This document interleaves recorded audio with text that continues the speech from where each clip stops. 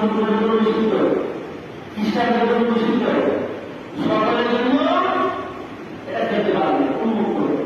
আমরা যে টিউবওয়েলের পানি খাই, এই টিউবওয়েলের পানি শুধু আমাদের জন্য না সকলের জন্য উন্মুক্ত? সকলের জন্য। তাহলে এই যে এর উপরে আমার আল্লাহ তার ইসলাম বললেন মুহাম্মদ রাসূলুল্লাহ, এজন্য সবাই যাবে একমাত্র পয়গম্বর ইসলাম। তাহলে মুহাম্মদ রাসূলুল্লাহ সকলের জন্য রহমত মাতার নাজি।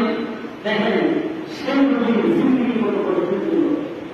আমরা আলোচনা করে চূড়ান্ত পরিমাণ আল্লাহ আলহামদুলিল্লাহ পাগল করে দাঁড়িয়ে দিল। আল্লাহ পয়গম্বরকে তারা পাগল করে দাঁড়িয়ে দেয়।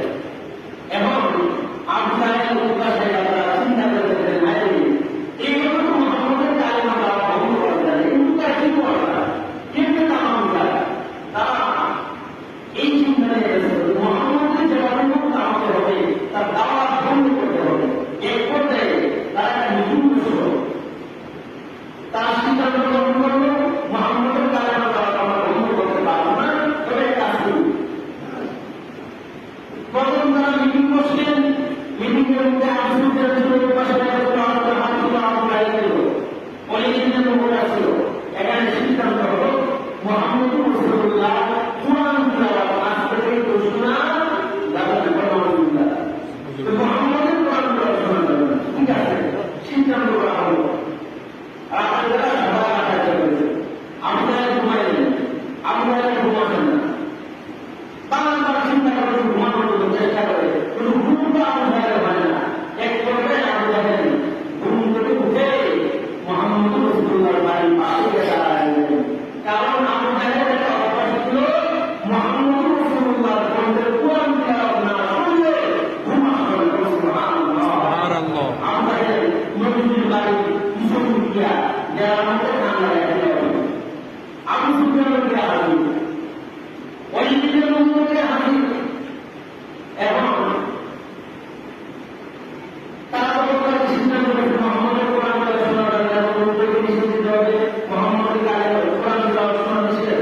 এবং যারা নিষেধ দিচ্ছে, যারা আইন পাস করবে তারা কোরআন শুনলেন, তারা শুনতে দেয় আপনার হঠাৎ করে টাকা রাখে আপনি শুনতে দেন।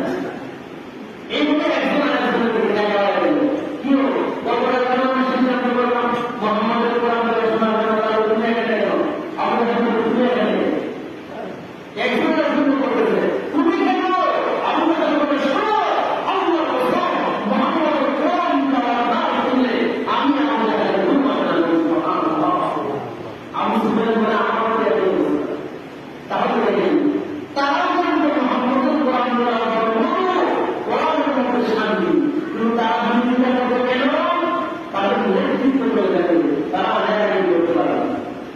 তো তারা আমাদের সিদ্ধান্ত করবে যাই হোক আমরা আগামীকাল মুহাম্মদের কাছে যাবো, ঠিক আছে। আল্লাহ পয়গম্বরের কাছে গেলেন, তারা সিদ্ধান্ত গ্রহণ করেন মুহাম্মদকে তিনটা আহ্বান বাড়িয়ে বলে, ঠিক আছে, তিনটা আহ্বান কি দিবেন? বিশ্বনবীর কাছে গেলেন, ও আদিতা তোমার কাছে আমরা এসেছি বলে বলেন। আল্লাহ নবী দিয়ে বলেন তোমাকে আমরা তিনটা আহ্বান দিব, তিনটা আহ্বান তোমাকে